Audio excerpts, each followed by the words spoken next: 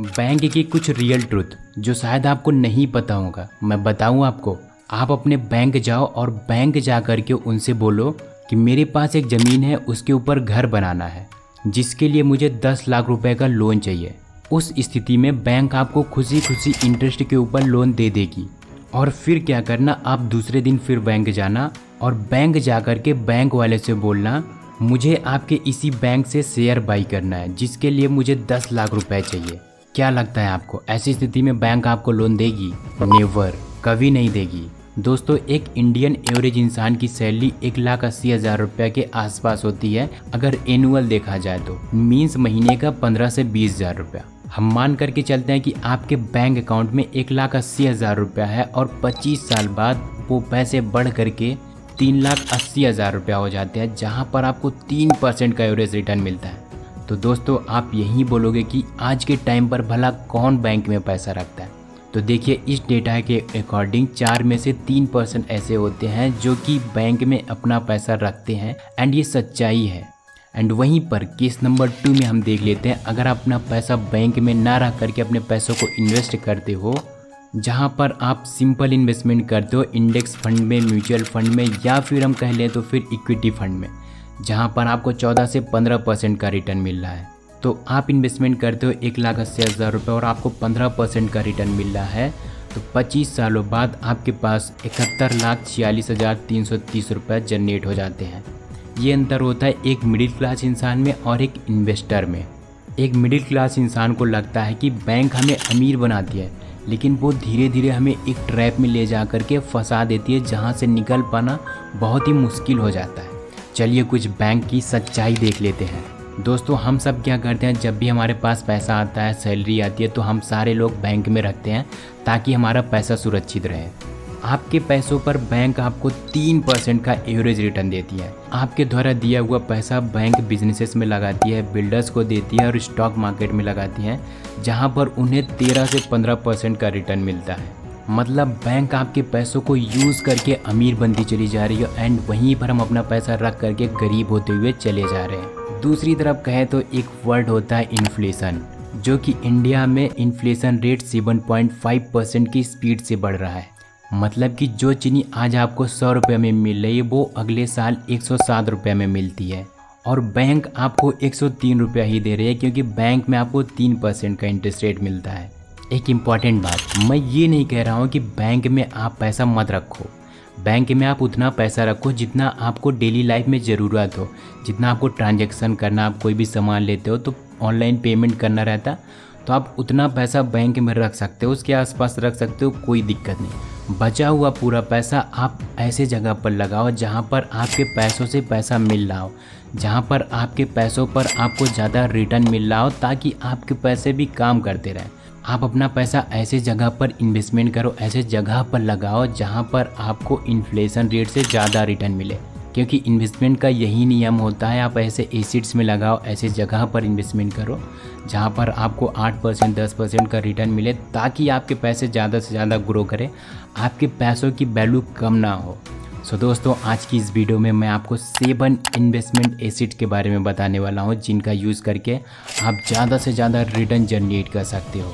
तो उससे पहले हम जान लेते हैं कि एसेट्स क्या होता है। एसेट बहुत सारी चीज़ें होती हैं जो हमारे जेब में पैसा डालती हैं, जहाँ पर हमें पैसों से पैसा मिलता रहता है। सो अभी हम 7 एसेट्स के बारे में जान लेते हैं। वीडियो बहुत ज़्यादा इंटरेस्टिंग है, इसलिए लास्ट तक देखना। Asset number 1, REITs, real estate investment trust.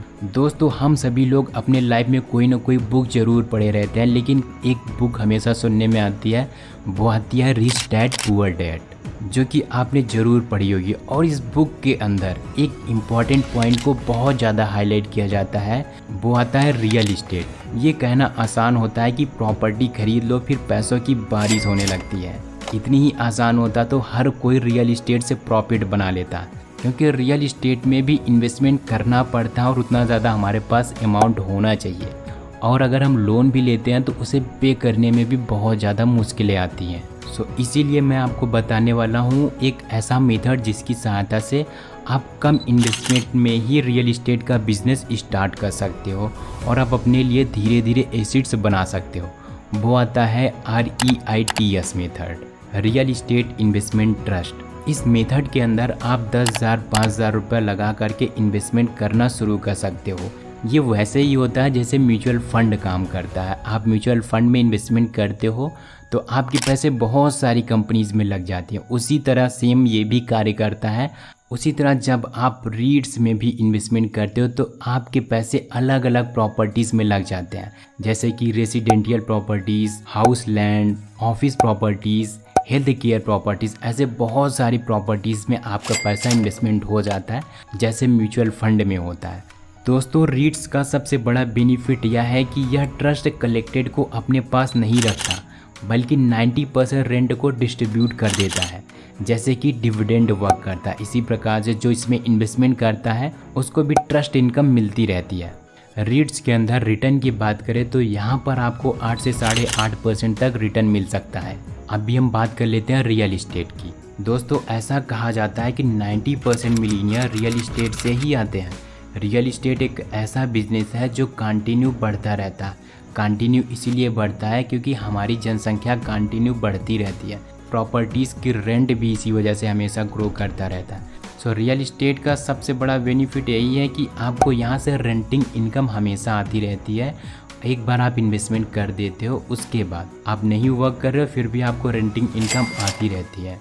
And second asset ये भी है कि आपकी जो प्रॉपर्टी की वैल्यू है एंड जो रेंटिंग इनकम है वो टाइम के अकॉर्डिंग बढ़ता रहता है, तो आपको ज़्यादा रिटर्न मिलता है। रियल इस्टेट में इन्वेस्टमेंट करते समय आपको ज़मीन पर इन्वेस्टमेंट करना है, या फिर आप कॉमर्शियल प्रॉपर्टी खरीद सकते हो, लेकिन रेसिडेंशियल प्रॉपर्टीज़ या फिर हम कहें तो हाउस, ऐसी चीज़ों पर आपको नहीं इन्वेस्टमेंट करना है, क्योंकि यहाँ पर आपको 3 टाइम्स रिटर्न कम मिलता है compare than commercial properties.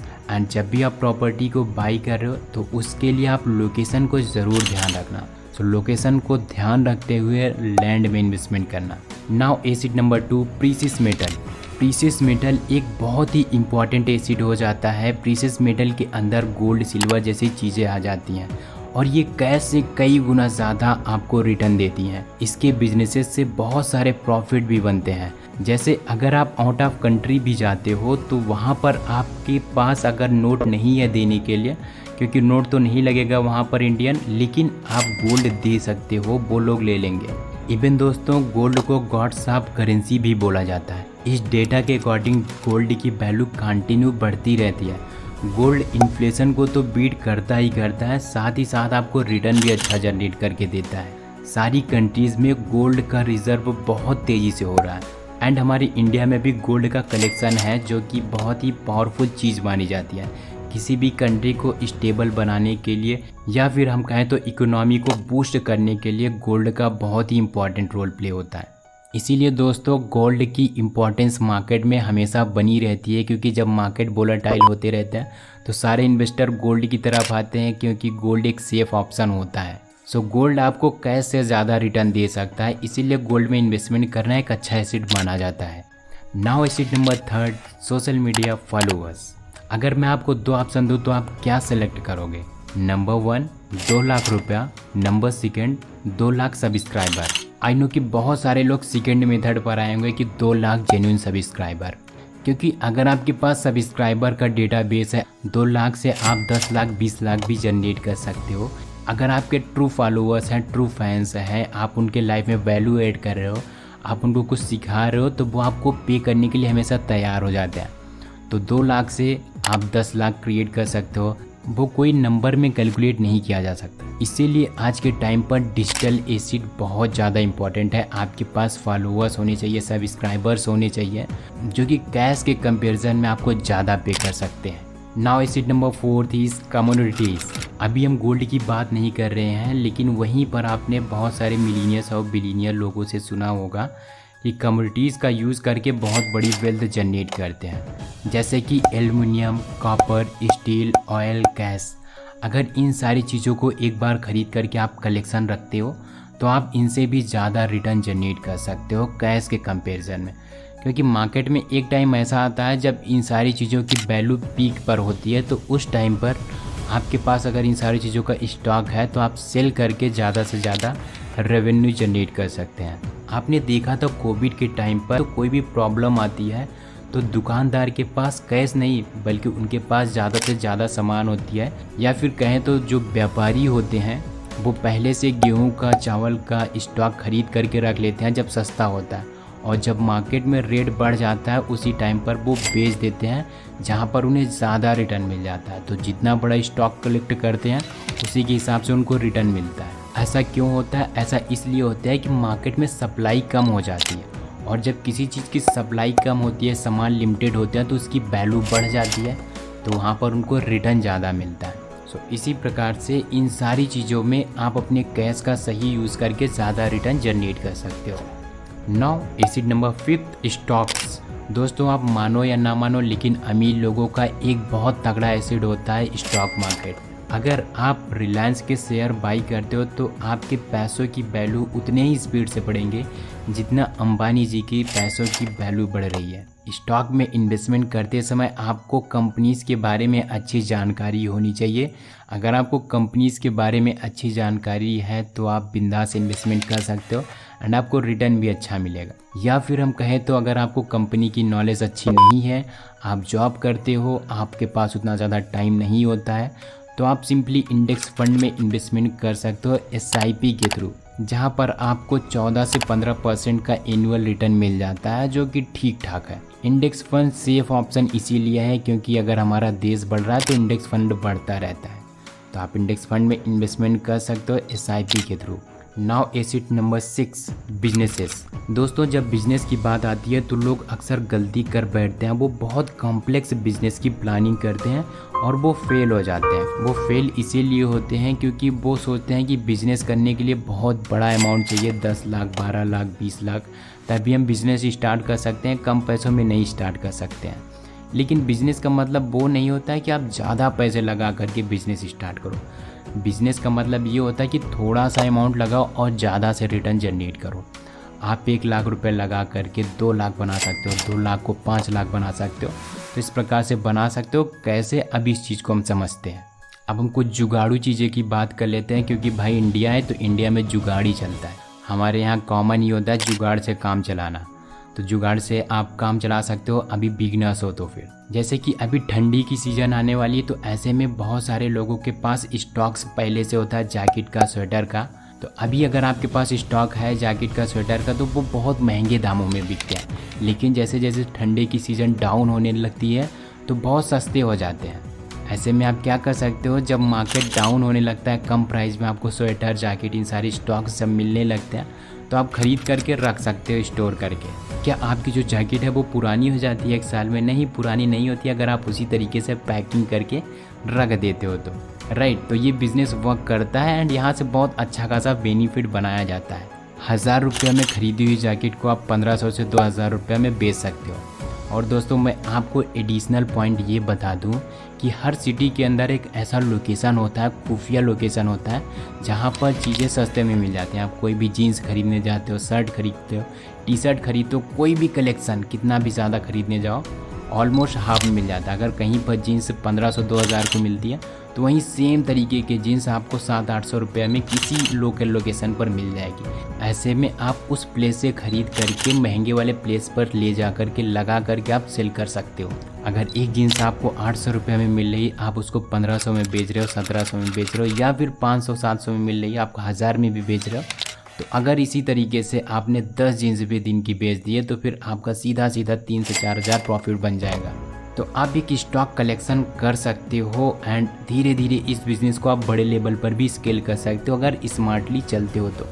And second option ये आ जाता है कि आप जो भी प्रोडक्ट खरीदते हो अमेज़ॉन पर, फ्लिपकार्ट पर अगर आप लिस्ट कर देते हो तो वो लोग खुद आते हैं आपके प्रोडक्ट को रिसीव करने के लिए। जब कोई क्लाइंट रिक्वेस्ट करता है खरीदने की तो आप इस चीज़ को ऑनलाइन भी सेल कर सकते हो। आप दूसरे के प्रोडक्ट को ऑनलाइन लिस्ट कर सकते हो, कहीं दुकान पर जाते हो, मॉल पर जाते हो तो आप उसको ऑनलाइन लिस्ट कर सकते हो। जब आपके यहाँ खुद अमेज़ॉन वाले आते हैं आप उसको ले जाएंगे, देन जो भी प्रॉफिट मार्जिन होगा आपको वहाँ से मिल जाएगा। तो इसी प्रकार से आप अगर जुगाड़ू तरीके से काम करते हो तो बहुत सारे बिजनेसेस छोटे छोटे अमाउंट में आप बहुत बड़े लेवल पर स्केल कर सकते हो एक स्टॉक कलेक्शन बना करके। अगर ऑनलाइन नहीं बिका तो उसको ऑफलाइन में सेल कर देना, क्योंकि आपके पास पहले से स्टॉक कलेक्शंस रहेंगे। सो ये सारे जो मेथड होते हैं इससे आप बहुत बड़ा बिजनेस जनरेट कर सकते हो। तो आप बैंक में पैसा ना रख करके ऐसे बिजनेसेस में इन्वेस्टमेंट करके ज़्यादा रिटर्न जनरेट कर सकते हो। Now asset number 7, Airbnb. Airbnb का यूज़ बेसिकली रूम बुकिंग के लिए होता है। वैसे अगर आपके पास खुद का घर है जहाँ पर टूरिस्ट आते हैं विजिट करने के लिए, तो ऐसे में आप एयरबीएनबी पर अपना घर लिस्ट कर सकते हो, जहाँ पर एक रात के लिए आपको 4,000-5,000 रुपये पे करेंगे। या फिर अगर आपके पास घर नहीं है तो ऐसे में आप रिलेटिव को कांटेक्ट कर सकते हो, उनके पास ऐसे लोकेशन पर घर हो तो भी।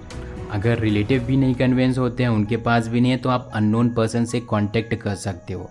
अच्छे तरीके से अगर आप उनसे कम्युनिकेट करते हो तो ज़रूर वो एग्री हो जाएंगे, क्योंकि पैसा हर किसी को चाहिए आज के डेट पर। क्या होता है कि जिनके पास ऐसे घर होते हैं वो अक्सर करके बाहर रहते हैं और उनके पास इतना ज़्यादा टाइम नहीं रहता है कि वो अपने प्लेस पर आएँ एंड वो बुकिंग करें। तो ऐसे में क्या कर सकते हो, आप उनकी प्रॉपर्टी को मैनेज कर सकते हो।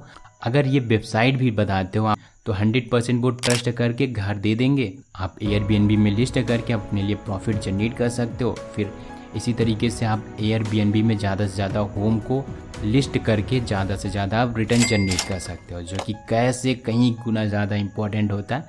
एंड यहाँ पर कोई इन्वेस्टमेंट भी नहीं, आप फ्री में स्टार्ट कर सकते हो। एज ए बिगनर आपको प्रॉब्लम हो सकती है, लेकिन धीरे धीरे जब आपको एक्सपीरियंस हो जाएगा तो आपको कोई भी प्रॉब्लम नहीं होगी। सो दोस्तों, ये थी आज के 7 इम्पॉर्टेंट एसेट्स। आई होप कि आपको ये वीडियो ज़रूर पसंद आई होगी। अगर अभी तक ये वीडियो देख रहे हो तो वीडियो को एक लाइक कर देना, चैनल पर नया हो तो इस चैनल को सब्सक्राइब कर देना यार। और इनमें से आपको कौन सा पॉइंट सबसे अच्छा लगा मुझे कमेंट बॉक्स में कमेंट करके ज़रूर बताना। हम मिलते हैं जल्दी किसी अगले वीडियो में, तब तक के लिए thanks for watching this video.